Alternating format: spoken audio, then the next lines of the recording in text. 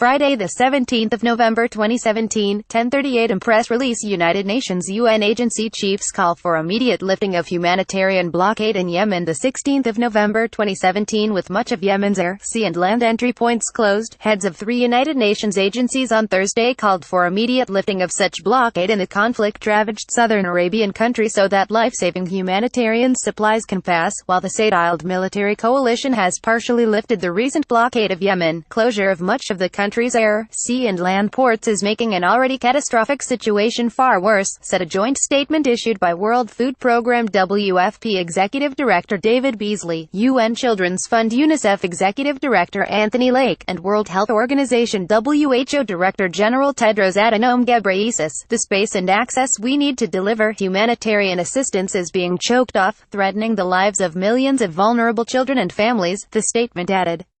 Since 2015, Yemen has been in a conflict between forces loyal to President Abdrabbuh Mansur Hadi and those allied to the Houthi rebel movement.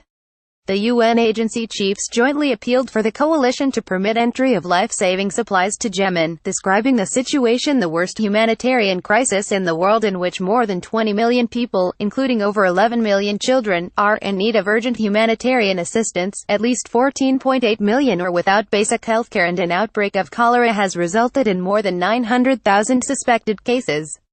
Some 17 million people do not know where their next meal is coming from, and 7 million are totally dependent on food assistance.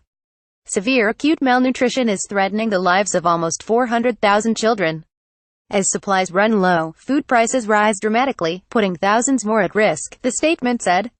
The statement said that all of the country's ports, including those in areas held by the opposition, should be reopened without delay, as that is the only way that uncharted ships can deliver the vital humanitarian cargo that the population needs to survive.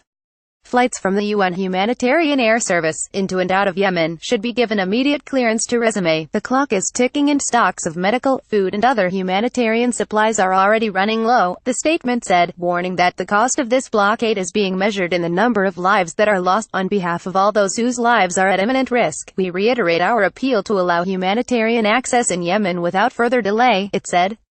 News Tracker past stories on this issue. Catastrophic humanitarian blockade in Yemen putting millions at risk. UN warns ends copyright. Scoop Media.